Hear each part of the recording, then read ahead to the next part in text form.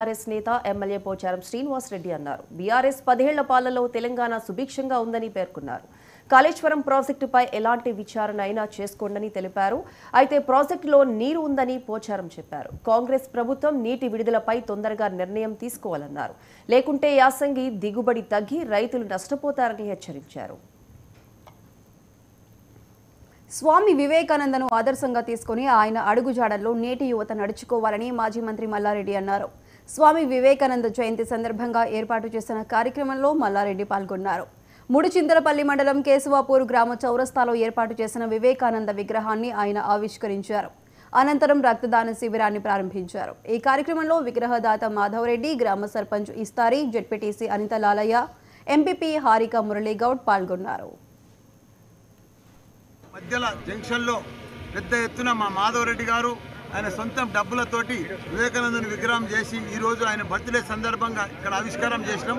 చాలా సంతోషం. అదే మాదిరిగా మా సర్పంచ్ విస్తారు కానీ, మా బుచ్చమ్మ కానీ, ఇక్కడ కూడా తుంపుట సర్పంచ్ అమ్మ కానీ, ఉప సర్పంచ్ కానీ, వార్డు మెంబర్లు కానీ అందరూ కూడా పెద్ద ఎత్తున మా నాయకులు, ఎంపీపీలు, జెడ్పీటీసీలు, స్థానిక సర్పంచులు అందరూ కూడా పెద్ద ఎత్తున హాజరైన వాళ్ళందరికీ కూడా ధన్యవాదాలు.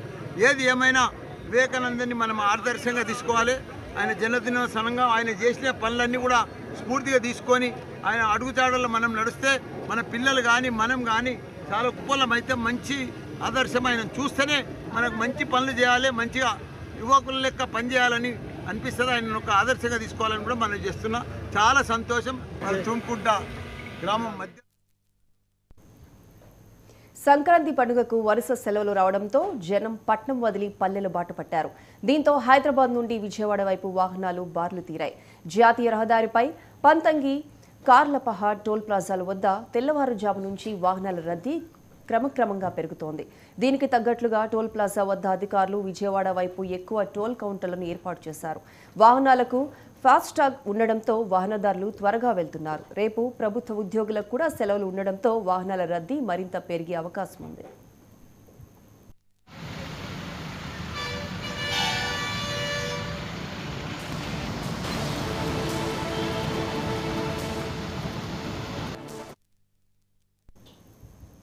సీఎం జగన్ తనను పెనమలూరు నుంచి పోటీ చేయమన్నారని మంత్రి జోగి రమేష్ తెలిపారు. టీడీపీ నుంచి ఎవరు పోటీ చేసినా తను మాత్రం పెనమలూరు నుంచి పోటీ చేస్తానని అన్నారు.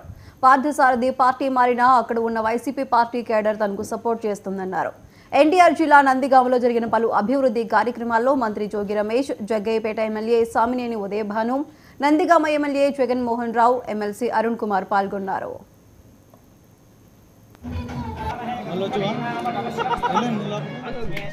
14లో మరలా మా జగనన్న మైలవరం తీసుకొచ్చారు. ఇక్కడ ఓటమి చెందాం. మరలా 19 ఎన్నికల్లో మళ్ళీ పెండ పంపించారు. అక్కడ గెలిచాం. మళ్ళీ మా జగనన్న పెనమలూరు పంపించారు. ఇదంతా కూడా ఎన్నికల ప్రక్రియలో భాగంగా మా పార్టీ అధ్యక్షుడు జగన్మోహన్ రెడ్డి గారు తీసుకునే ప్రతి నిర్ణయానికి మేమందరం కూడా పార్టీకి కమిట్మెంట్తో బద్దులై ఉంటాం. కాబట్టి ఆయన ఏది చెప్పినా దానికి మేమందరం కూడా శిరస వహిస్తాం. దాంట్లో మొట్టమొదటి వ్యక్తిని నేనే అని చెప్పేసి మీ అందరూ కూడా తెలుసు. మనసులో ఉన్నా లేకపోయినా జగన్మోహన్ రెడ్డి గారి మీద అమితమైన ప్రేమ ఉంటుంది. కానీ చంద్రబాబు నాయుడు చెప్తాడు తిట్టమని, తిడుతూ ఉంటారు. ఇవన్నీ కామన్గా జరిగాయి. కానీ నిజమేంటో తెలుసుకున్నాడు. కాబట్టి ఎక్కడ మంచి మనసు ఉందో. జైహో బీసీ కార్యక్రమం సందర్భంగా ఎన్టీఆర్ జిల్లా జగ్గయ్యపేటలో బీసీ వాహనాలను నెట్టెం రఘురాం ప్రారంభించారు. తెలుగుదేశం ప్రారంభం నుంచి బీసీలు వెన్నుదండుగా ఉన్నారని బీసీలను కొనియాడారు. వైసీపీ పార్టీ వచ్చిన తర్వాత ఈ 4.5 సంవత్సరాల్లో బీసీలకు చేసిందేమీ లేదని ఆయన మండిపడ్డారు. అదేవిధంగా నామమాత్రంగానే బీసీ కార్పొరేషన్ పదవులు, లోన్లు కనిపిస్తున్నాయని ఎద్దేవా చేశారు. నాడు ఎన్టీ రామారావు పార్టీ మొదలు నుంచి బీసీలకు పెద్దపీట వేసిన ఘనత టీడీపీ పార్టీదేనని రఘురాం తెలిపారు. రాష్ట్ర వ్యాప్తంగా అన్ని నియోజకవర్గాలు, అన్ని మండలాల్లో కూడా తెలుగుదేశం పార్టీ బీసీ విభాగం జయహో బీసీ అనేటటువంటి కార్యక్రమానికి పిలుపు ఇవ్వడం జరిగింది.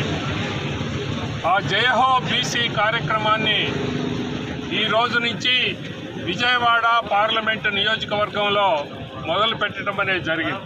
ఇది ఈ రోజున జగ్గయ్యపేటలో దానికి సంబంధించినటువంటి వాహనాల్ని ఈ రోజున లాంచ్ చేయటం అనేది జరిగింది. ప్రథమంగా ఈ రోజున జగ్గయ్యపేట నియోజకవర్గం పెనుగంచిప్రోలు మండలం, అలాగనే నందిగామ నియోజకవర్గం నందిగామ మండలంలో ఈ కార్యక్రమాన్ని మరి ఈ రోజు నుంచి ప్రారంభిస్తూ ఉన్నాం. ఇది నెల ఆఖరి వరకు కూడా అన్ని మండలాల్లో ప్రతిరోజు ఒక్కొక్క మండలం ఒక్కొక్క రోజు పూర్తిగా అన్ని గ్రామాల్ని ఆ యొక్క వాహనం వెళ్ళటం, ఆ రకంగా బీసీలు ఎవరైతే ఉన్నారో ఈ రాష్ట్రంలో ఈ సమాజంలో సగానికి పైగా ఉన్నటువంటి బీసీ కులాలు అందరికీ కూడా వాళ్ళని మరి చైతన్యవంతులు చేయటానికి ఈ యొక్క కార్యక్రమం ఉద్దేశించబడింది. తెలుగుదేశం పార్టీ మొట్టమొదటి నుంచి కూడా బీసీల పార్టీ అనేటటువంటి పేరుంది. బీసీల యొక్క మద్దతుతోనే ఆనాటి ప్రీతమ నేత నందమూరి తారక రామారావు గారు ఆ రోజున తెలుగుదేశం పార్టీని అధికారంలోకి తీసుకుని రావటం అనేది జరిగింది. పదాదిగా బీసీలు తెలుగుదేశం పార్టీకి వెన్నెముకగా ఉన్నారు. ఈ రోజుకి కూడా వారికి ఎన్నో కార్యక్రమాలు తెలుగుదేశం. తూర్పుగోదావరి జిల్లా రాజానగరం నియోజకవర్గంలో 99 టీవీ క్యాలెండర్ ఆవిష్కరణ జరిగింది. Janasena party incharge Battula Balaramakrishna party కార్యాలయంలో 99 టీవీ క్యాలెండర్ను ఆవిష్కరించారు. 2 తెలుగు రాష్ట్ర ప్రజలకు, నియోజకవర్గ ప్రజలకు నూతన సంవత్సర మరియు సంక్రాంతి శుభాకాంక్షలు తెలియజేశారు. నేను మీ బత్తుల బలరామకృష్ణ, జనసేన పార్టీ ఇన్ఛార్జ్ రాజానగరం నియోజకవర్గం. ప్రపంచవ్యాప్తంగా ఉన్నటువంటి తెలుగు ప్రజలందరికీ కూడా, అదేవిధంగా జనసేన పార్టీ అధ్యక్షులు గౌరవనీయులు శ్రీ పవన్ కళ్యాణ్ గారికి, పిఎసి చైర్మన్ శ్రీ నాదెండ్ల మనోహర్ గారికి, అదేవిధంగా తెలుగుదేశం పార్టీ జాతీయ అధ్యక్షులు శ్రీ నారా చంద్రబాబు నాయుడు గారికి, తెలుగుదేశం పార్టీ జాతీయ కార్యదర్శి శ్రీ లోకేష్ గారికి, రాజానగరం నియోజకవర్గ జనసేన టీడీపీ నాయకులకు, కార్యకర్తలకు, జన సైనికులకు, వీర మహిళలకు, రాజానగరం నియోజకవర్గ ప్రజానీకానికి భోగి, సంక్రాంతి, కనుమ శుభాకాంక్షలు. ఈ యొక్క పండుగని ఆనందకరంగా, సంతోషకరంగా మీరు మీ కుటుంబ సభ్యులు జరుపుకోవాలని, సమస్త దేవతల పరిపూర్ణ అనుగ్రహంతో మీకు ఎల్లప్పుడూ అష్టైశ్వర్యాలు, ఆయురారోగ్యాలు, సుఖ సంతోషాలు, ఆనందకరమైన జీవితం, పాడి పంటలతో మీరు చేస్తున్నటువంటి వృత్తి వ్యాపార వ్యవహారాల్లో ఇష్టకార్యసిద్ధి, మనోవాంఛ ఫలసిద్ధితో దినదినాభివృద్ధి చెందాలని మనసారా భగవంతుని ప్రార్థిస్తూ, ఎల్లప్పుడూ కూడా జనసేన పార్టీ మీకు తోడుగా ఉంటుందని, ప్రతి కష్టంలోని, ప్రతి ఇబ్బందిలోని, ప్రకృతి వైపరీత్యాల్లోని, సంక్షేమ పథకాలు సక్రమంగా అమలు చేయడంలోని, మనం రాజానగరం నియోజకవర్గంలో ఉన్నటువంటి అన్ని ఇబ్బందులు నిర్మూలించడానికి జనసేన పార్టీకి ఒక అవకాశం ఇచ్చి మాకు సేవ చేసే భాగ్యాన్ని కల్పిస్తారని మిమ్మల్ని అందరినీ కూడా కోరుకుంటూ సంక్రాంతి శుభాకాంక్షలు. ఇట్లు మీ బత్తుల బలరామకృష్ణ. గుంటూరులో జ్యోతిరావు పూలే విగ్రహానికి జాతీయ బీసీ నాయకులు పాలాభిషేకం చేశారు. వైసీపీ సమన్వయకర్తలుగా బీసీలను నియమించడాన్ని స్వాగతిస్తూ పాలాభిషేకం కార్యక్రమాన్ని నిర్వహించారు. 6 బీసీలను సమన్వయకర్తలుగా నియమించినందుకు సీఎం జగన్ కు జాతీయ బీసీ సంక్షేమ సంఘం అధ్యక్షుడు గూడూరు నాని ముదిరాజ్ ధన్యవాదాలు తెలియజేశారు. బీసీలను జగన్ మాత్రమే అభివృద్ధిలోకి తీసుకువెళ్తున్నారని అన్నారు. రాబోయే ఎన్నికల్లో బీసీలందరం ముందుండి జగన్ను గెలిపిస్తామని ముదిరాజ్ అన్నారు. సంఘం రాష్ట్ర యువజన అధ్యక్షుడిగా ఈరోజు జగన్మోహన్ రెడ్డి గారికి ప్రత్యేకంగా ధన్యవాదాలు తెలుపుతున్నాం. ఈరోజు ఈ జగన్మోహన్ రెడ్డి గారు వైఎస్ఆర్సీపీ నుంచి 50 మంది సమన్వయకర్తలు అసెంబ్లీకి పార్టిసిపేట్ చేస్తున్న 50 మంది సమన్వయకర్తల్లో 16 మందిని బీసీలను ప్రకటించడం అనేది చాలా హర్షణీయం, చాలా సంతోషకరమైన విషయం. ఈరోజు జగన్మోహన్ రెడ్డి గారు పార్లమెంటు సమన్వయకర్తల్లో 6 బీసీలకి సమన్వయకర్తలుగా నియమించడం కూడా హర్షించదగ్గ విషయం. మేము జగన్మోహన్ రెడ్డి గారికి జాతీయ బీసీ సంక్షేమ సంఘం రాష్ట్ర యువజన అధ్యక్షుడిగా ప్రత్యేక ధన్యవాదాలు తెలుపుతూ, ఈ 77 సంవత్సరాల భారతదేశంలో ఏ రాజకీయ నాయకుడు కానీ, ఏ ముఖ్యమంత్రి కానీ బీసీలకి ఇన్ని పదవులు ఇవ్వడం అనేది మొదటిసారి జగన్మోహన్ రెడ్డి గారు చేసి చూపిస్తున్నారు. అలాగే ఏ బీసీ ముఖ్యమంత్రి ఉన్నా కూడా బీసీలకి ఇంత పెద్ద ఎత్తున పదవులు ఇస్తారనేది ఎక్కడా జరగలేదు. జగన్మోహన్ రెడ్డి గారు మాత్రమే బీసీలకు ఇన్ని పదవులు ఇస్తున్నారు. అలాగే ఈ 77 సంవత్సరాల భారతదేశంలో ఏ ముఖ్యమంత్రి కూడా బీసీల కోసం ఇన్ని సంక్షేమ పథకాలు ప్రవేశపెట్టడం అనేది జరగలేదు. ఒక్క జగన్మోహన్ రెడ్డి గారు మాత్రమే. కోనసీమ జిల్లా రామచంద్రాపురం నియోజకవర్గంలో సంక్రాంతి సంబరాలు ఘనంగా జరిగాయి. టీడీపీ ఇన్ఛార్జ్ సుబ్రహ్మణ్యం, నాయకులు సూరిబాబు ఆధ్వర్యంలో సంబరాలు నిర్వహించారు. సంస్కృతి సాంప్రదాయాలు నేటి తరం తెలుసుకునేలా కార్యక్రమాలు ఏర్పాటు చేశారు. సంబరాల్లో భాగంగా ఏర్పాటు చేసిన ముగ్గుల పోటీల్లో చుట్టుపక్కల ప్రాంతాల నుంచి వచ్చిన మహిళలు అధిక సంఖ్యలో పాల్గొన్నారు. తెలుగుదనం ఉట్టిపడేలా సంస్కృతి సాంప్రదాయాలు మేళవింపుతో జరుపుకునేది సంక్రాంతి పండుగ అని సుబ్రహ్మణ్యం అన్నారు. ప్రస్తుత ఆధునిక సమాజంలో ఇటువంటి ఉత్సవాలు యువతను ఉత్తేజభరితులుగా చేస్తాయన్నారు సుబ్రహ్మణ్యం.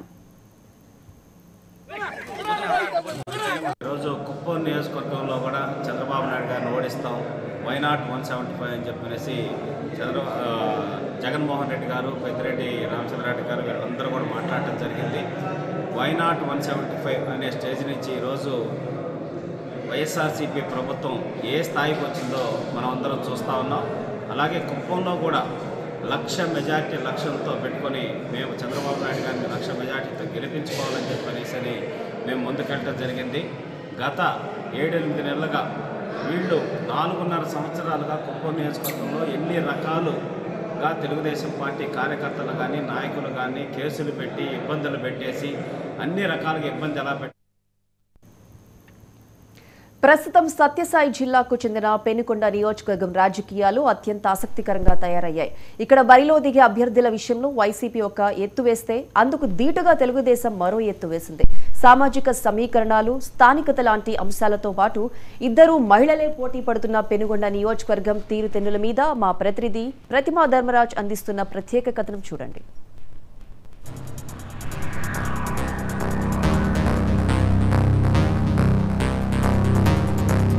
పెనుగొండ నియోజకవర్గం రాజకీయంగా చాలా కీలకమైంది. గోరంట్ల, పెనుగొండ, రొద్దం, సోమందేవపల్లె మండలాలతో కూడిన పెనుగొండ నియోజకవర్గం 1994 నుంచి తెలుగుదేశానికి కంచుకోట. 1999 మొదలు 2008 వరకు 2 ఉప ఎన్నికలు సహా ఇక్కడ పరిటాల కుటుంబమే గెలుస్తూ వచ్చింది. ఆ తరువాత కూడా మరో 10 ఏళ్ల పాటు తెలుగుదేశం పార్టీకి చెందిన బీకే పార్థసారథి ఆధిపత్యంలోనే ఈ నియోజకవర్గం కొనసాగింది. మొత్తం 18 సార్లు ఎన్నికలు జరిగితే 9 సార్లు తెలుగుదేశం, 6 సార్లు కాంగ్రెస్, 2 సార్లు స్వతంత్ర అభ్యర్థులు గెలిస్తే ఒకసారి వైఎస్ఆర్సీపీ గెలిచింది.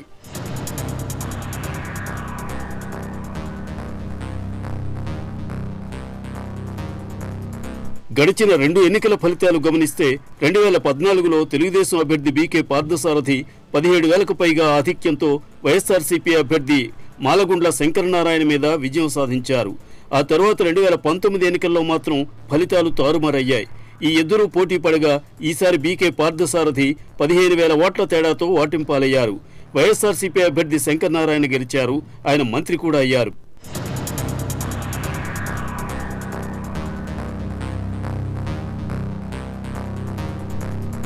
అయితే 2024 ఎన్నికలు దగ్గర పడుతుండగా పెనుగొండ రాజకీయాల్లో పెనుమార్పులు వస్తున్నాయి. కళ్యాణదుర్గంలో గెలిచి మంత్రి కూడా అయిన ఉషశ్రీ చరణ్ కు అక్కడి పరిస్థితులు అనుకూలంగా లేకపోవడంతో ఆమెను మార్చాలని వైఎస్ఆర్సీపీ అధిష్టానం నిర్ణయించింది. కళ్యాణదుర్గం నియోజకవర్గం నుంచి పెనుగొండకు వెళ్లి పోటీ చేయాలని సీఎం జగన్ ఆదేశించడంతో సమీకరణలు మారిపోయాయి. ఉషశ్రీ చరణ్ కళ్యాణదుర్గం నుంచి మొదటిసారి ఎమ్మెల్యేగా గెలుపొందారు.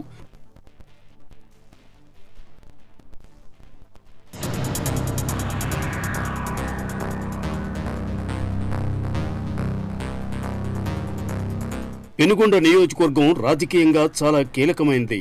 గోరంట్ల, పెనుగొండ, రొద్దం, సోమందేవపల్లె మండలాలతో కూడిన పెనుగొండ నియోజకవర్గం 1994 నుంచి తెలుగుదేశానికి కంచుకోట.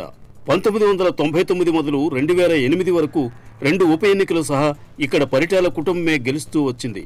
ఆ తరువాత కూడా మరో 10 ఏళ్ల పాటు తెలుగుదేశం పార్టీకి చెందిన బీకే పార్థసారథి ఆధిపత్యంలోనే ఈ నియోజకవర్గం కొనసాగింది. మొత్తం 18 సార్లు ఎన్నికలు జరిగితే 9 సార్లు తెలుగుదేశం, 6 సార్లు కాంగ్రెస్, 2 సార్లు స్వతంత్ర అభ్యర్థులు గెలిస్తే ఒకసారి వైఎస్ఆర్సీపీ గెలిచింది.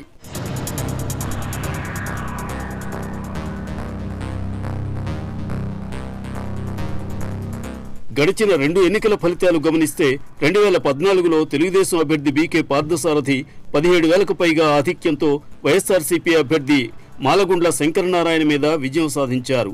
ఆ తర్వాత 2019 ఎన్నికల్లో మాత్రం ఫలితాలు తారుమారయ్యాయి. ఈ ఇద్దరూ పోటీ పడగా ఈసారి బీకే పార్థసారథి 15,000 ఓట్ల తేడాతో ఓటింపాలయ్యారు. వైఎస్ఆర్సీపీ అభ్యర్థి శంకరనారాయణ గెలిచారు. ఆయన మంత్రి కూడా అయ్యారు.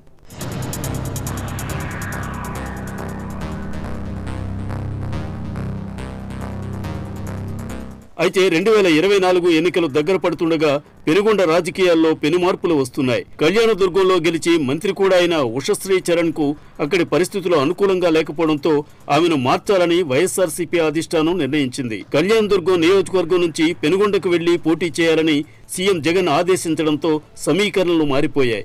ఉషశ్రీ చరణ్ కళ్యాణదుర్గం నుంచి మొదటిసారి ఎమ్మెల్యేగా గెలుపొందారు. మంత్రివర్గ విస్తరణలో భాగంగా ఆమెకు మంత్రి పదవి లభించింది. అయితే ఆమె మీద అనేక ఆరోపణలు రావడంతో వివాదాస్పదంగా తయారయ్యారు. అయితే ఆమెకు పూర్తిగా టికెట్ నిరాకరించకుండా ఈసారి కళ్యాణదుర్గం బదులు పెనుగొండ కేటాయించారు. స్థానికురాలు కాని ఉషశ్రీని నియోజకవర్గం మీద రుద్దవద్దంటూ పెనుగొండ వైసీపీ కార్యకర్తలు పెద్ద ఎత్తున నిరసన కార్యక్రమాలు చేపట్టారు. ఈ పరిస్థితుల్లో క్షేత్రస్థాయిలో అందరినీ ఒప్పించి నెగ్గుకు రావటం ఆమెకు సమస్యగా తయారవుతోంది.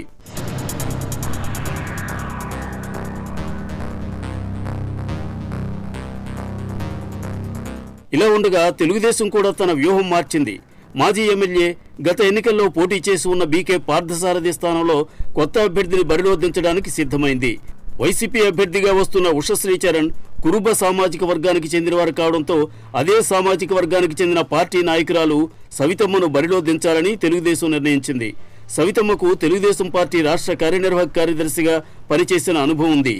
అదే సమయంలో ఈ నియోజకవర్గంలో గతంలో ఎమ్మెల్యేగా ఉన్న పార్థసారథి వలన ఎలాంటి సమస్యలు రాకుండా ఆయనకు అనంతపురం ఎంపీ సీట్ ఇవ్వాలని పార్టీ నిర్ణయించింది. ఆ విధంగా సొంత పార్టీలో అసమ్మతి లేకపోవడం సవితమ్మకు ప్లస్ పాయింట్. ఇప్పటికే ఆమె అనేక సేవా కార్యక్రమాలతో ప్రజలకు చేరువయ్యారు. ప్రజా సమస్యల మీద అలుపెరుగిన పోరాటం చేసిన నాయకురాలిగా కూడా ఆమెకు పేరుంది. సామాజిక వర్గాల పరంగా కూడా వైసీపీ అభ్యర్థికి ఏమాత్రం తగ్గని రీతిలో టీడీపీ అభ్యర్థి కూడా బలవంతురాలు కావడం వల్ల ఇక్కడ టీడీపీ విజయావకాశాలు మెరుగయ్యాయి. ఇద్దరు కురుబ సామాజిక వర్గానికి చెందిన వారు బరిలో దిగుతున్నారు. వైసీపీ అభ్యర్థి ఉషశ్రీ చరణ్ భర్త రెడ్డి సామాజిక వర్గానికి చెందినవారు కాగా సవితమ్మ భర్త కమ్మ సామాజిక వర్గానికి చెందినవారు.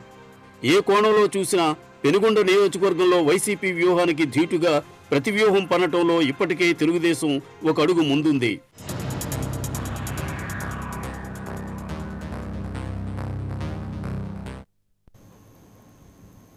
రామ్ గోపాల్ వర్మ దర్శకత్వంలో వస్తున్న వ్యూహం సినిమాపై తెలంగాణ హైకోర్టు తీర్పు వాయిదా వేసింది. తీర్పును జనవరి 22కు వాయిదా వేస్తున్నట్లు తెలంగాణ హైకోర్టు వెల్లడించింది. అప్పటి వరకు గతంలో ఇచ్చిన మధ్యంతర ఉత్తర్వులు కొనసాగుతాయని తెలిపింది. ఇరువైపుల వాదనలు ఇప్పటికే ముగిశాయి.